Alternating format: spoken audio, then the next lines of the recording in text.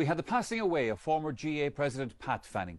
Now, Pat played hurling for Waterford and for Mount Sion and held many high offices in the association, including those years as president from 1970 to 73. Well, perhaps the most significant event of those years was Rule 27, the ban. Here's Catherine Davis. So I am asking Congress if they would permit me to call upon, and I would hope that the counties would agree, to call upon one of the counties, Ardmaka agus Clia Tashi Chun Dush, if one of those counties would formally move and second the deletion of Rule 27. Although personally in favour of the retention of the infamous Rule 27, he won much acclaim for the even-handed manner in which he handled that contentious debate. Har ceann coiste Ardmaka, mullam sib go firmúil an dá cuid den rúin seo. Well, in the name of Congress, I declare Rule 27 deleted. Well, I suppose one things of Pat Fanning, one things of one of the outstanding leaders the organisation has had as president over its long history. A man of tremendous integrity, an inspiring leader, tremendous orator. Possibly most people will remember him for his dealing of the ban rule when it left and when it was taken off the official guide in 1971, and I think everybody knows that Pat was very strongly opposed to its removal at that time, but it's the manner in which he dealt with it in such a distinguished and such a very generous manner. Again, indicative of the outstanding leadership that he gave. A lifelong member of the famous Mount Sion club in Waterford, he also played an important part in Waterford's glory years in the late 50s and early 60s. And during this time, Waterford won the Liam McCarthy Cup. His wife Maura died some years ago, and he is survived by his daughter and 3 sons.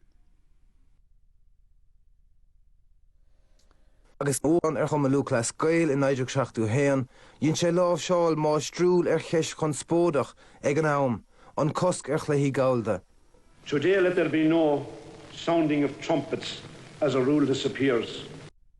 Let it be for those who hoped that change would give them a less nationally motivated GAA. Bhí sé riamh sás de pártach lecha chláracha TG Carr, agus é caint an só Frankie Welch. Frankie Godonna, as an park díon, díracha díon an hospedéal, agus taléisian lé húsca díon hospedéal chun fécin cadéan scéir bhí ann. Agus dúrad am go raibh sé go raibh fracture scoilach I don't want to stay here, Pat. Well, if you don't want to stay here, I'm not going to leave you here. Agus ashin hanna mar a bhaile go portlarige. So na séirí dá anam uasal. You conceded them 10 minutes in which they dominated the game. You came back at them. You gave them a similar start in the second half out and you came back. Well, as surely as I, who virtually came out of an old man's chair to help out, as surely as we promised you that run in the league and this first round championship between you and the All-Ireland stands just Cork or clear. And in 1955, and I can remember, I was then chairman of this board, we went to Cork and we played Limerick in that game. It was the greatest game of 1955, and in 1955 we went through to the All-Ireland. Remember, fellas, you have the potential, you have the ability. Today you show that you have a will, and as long as that will is there, we will prevail. And we promise you now, as you will promise Waterford, that this is going to be our year, because we are fed up with waiting in the wings. We have an All-Ireland to win, and we have a championship to win, and we're going to win them.